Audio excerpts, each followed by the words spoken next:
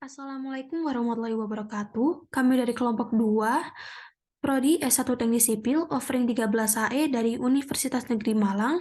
Pada kesempatan mata kuliah Mekanika Fluida kali ini, kami akan membahas sebuah materi mengenai dongkrak hidrolik pada penerapan tekanan hidrositas. Jadi, apa itu hidrositas? Jadi, tekanan hidrostatis adalah suatu tekanan yang diakibatkan oleh gaya yang ada pada zat cair terhadap suatu luas bidang tekan pada kedalaman tertentu. Jadi, setiap jenis zat cair akan memberikan tekanan tertentu tergantung dari kedalamannya. Lalu, bagaimana cara menghitungnya? Nah, pada tekanan hidrostatis ini, kita ada rumus, yaitu di mana tekanan hidrostatis itu adalah massa jenis zat dalam satuan kilogram per meter pangkat 3 dikali dengan percepatan gravitasi dikali dengan tinggi kolom zat cair dalam satuan meter.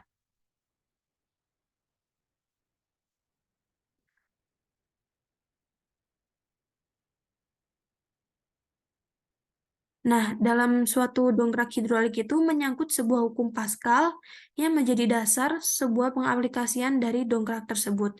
Jadi, di mana hukum Pascal itu menggambarkan sebuah hukum fisika fluida yang menjelaskan adanya tekanan yang diberikan pada fluida statis dalam ruang tertutup yang diteruskan ke segala arah dengan tekanan yang sama kuat.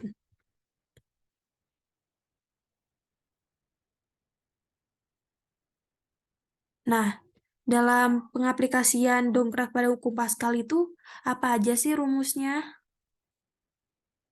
Nah, ini ada sebuah gambar dari dongkrak hidrolik.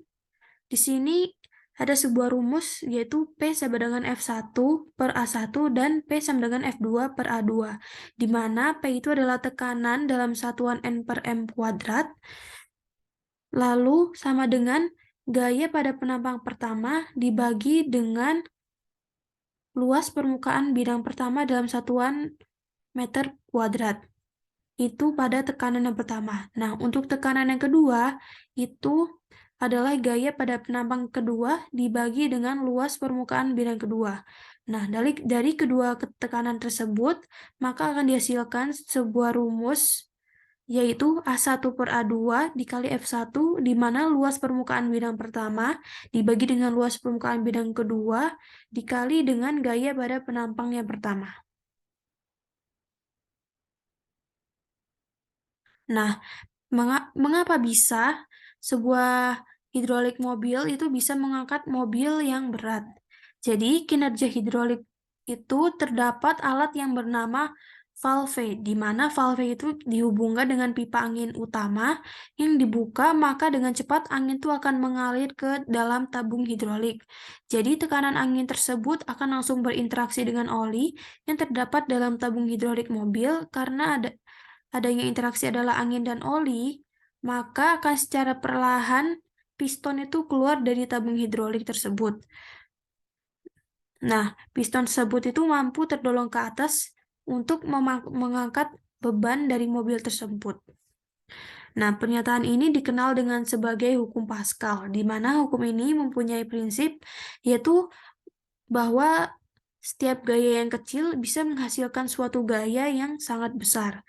Hukum Pascal ini tuh diterapkan pada alat yang bernama dongkrak yang biasa mengangkat mobil suatu ban kempes. Dan dalam prinsip ini juga diterangkan bahwa penghisap 1 ditekan dengan gaya F1, maka zat cair akan menekan ke atas dengan gaya PA1.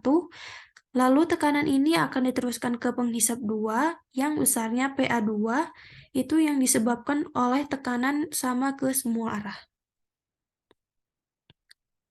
Nah, oleh karena itu dari prinsip hukum Pascal ini bisa diterapkan pada alat-alat seperti pompa hidrolik, itu berbagai banyak alat-alat yang bisa kita terapkan, yaitu salah satunya seperti alat pengangkat air, alat pengukur tekanan darah atau tensimeter, rem hidrolik, dongkrak hidrolik, dan lain-lain.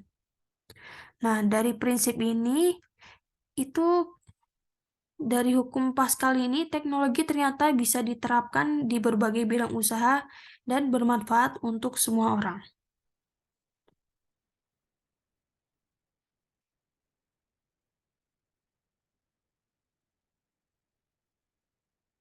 Sekian pemutaran materi dari kelompok 2. Semoga bermanfaat dan mohon maaf apabila masih banyak kesalahan.